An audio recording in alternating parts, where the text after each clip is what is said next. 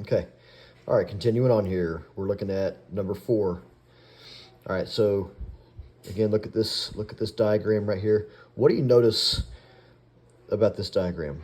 This big angle right here. So from here all the way across. What's the total measure of that big angle right there? All right, you should see that that's a 90-degree, a right angle right there, 90-degree angle. And so we've split this 90-degree angle into this big angle right here, 5x, and then this small angle right here, which we've labeled as x. All right, and so the question is, what is the value of x? All right, so hint. We already said that both angles added together result in a sum of 90 degrees. That's important. So hint, write an equation. So if I add angle x, the measure of this angle, which is x degrees, we don't know, we're just plugging in an unknown there, plus 5 times that unknown. If I add this angle and this angle, it's going to give me 90. So what's that equation going to look like? It's going to look like x plus, so x degrees, plus 5 times x degrees is going to give me a total of 90 degrees because these two are complementary. Now, what do you notice that you can do with these two terms right here? This is the same thing as 1x, so that's, I combine these together, 6x equals 90. And then what do we do to get the x by itself? We're just going to divide both sides by 6.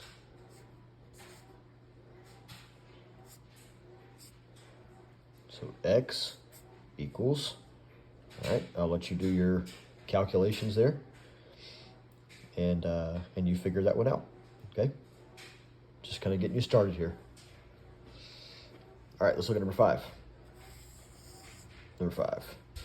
All right, a circle has a diameter of 18 meters. What is the circumference of the circle?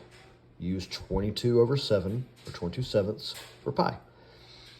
All right, so what are they asking us for here? What is the circumference? Okay, so what formula do you think we're going to use? We've only learned 2 formulas, right?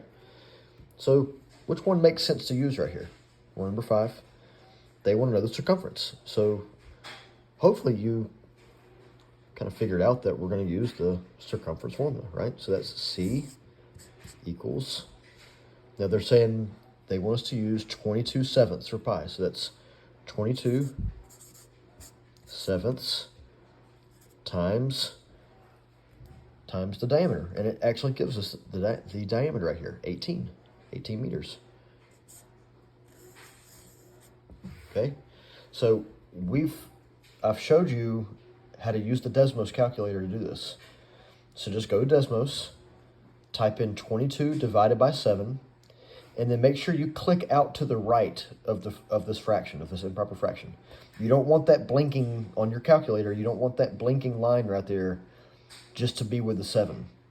You want to click out to the right of it so that blinking line is next to the entire improper fraction. And then just hit multiply times 18, and that will give you your answer.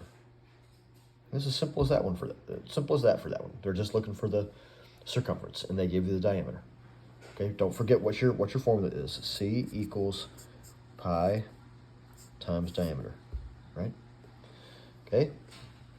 All right, look at number 6. What is the relationship between angles 1 and 4? Okay, look at angles 1 and 4. Are they complementary and adjacent? Okay, are angles 1 and 4 adjacent? Do they share a side? I don't think so. Are they supplementary and adjacent? All right, I mean, again, are they even adjacent at all? Are they vertical and congruent? Take a look at it. Are angles 1 and 4 vertical? This one, I'm not going to answer it. I want you to think about it. I want you to come to your own conclusion, and then go check on the answer key. And then D, are they supplementary and vertical? All right, I'll let you make your choice. All right. Okay, look at number 7. A circular painting has 54.85 centimeters of ribbon around the edge. All right, so the first hint here, what part of the circle is the measurement around the edge of the circle? All right, so imagine you have a circular painting.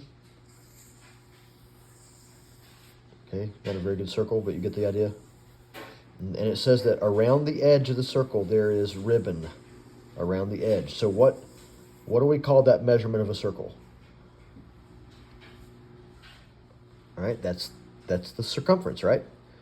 Okay, so this is very similar to some of the problems we've done in class, where they give us the circumference. You had this on the quiz that we did. They're giving you the circumference, and they want you to find the diameter. All right, so, and if we can find the diameter, then we can find the radius, right? So let's take a look at it. What formula do you think we need to write down to get us started here?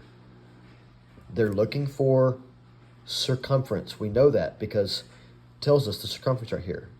It has that much, 54.85 of ribbon around the edge of the circle. That's the circumference. All right, so the circumference is 54.85 centimeters.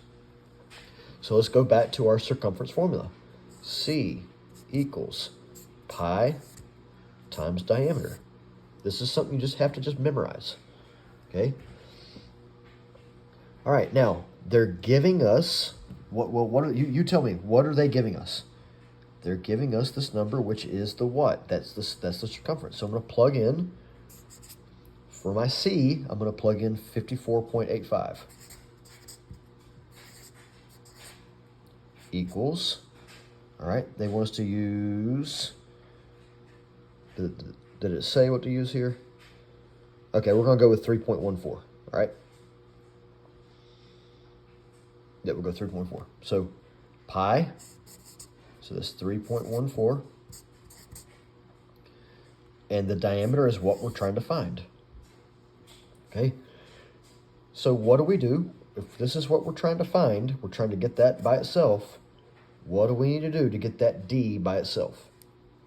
That's right, we need to do inverse operations of what's already here. So these are being multiplied together. We're going to do the inverse of multiplying, and we're going to divide. Whatever I do on this side of the equal sign, I have to do the same thing over here to keep it balanced, all right? So divide by 3.14. Okay, I'm going to let you do your own calculation, all right? Once you take 54.85 and divide by 3.14, you're going to get a decimal. You're going to get a number here. These cancel, and it's going to tell you what the value of D is. It's going to tell you what your diameter is.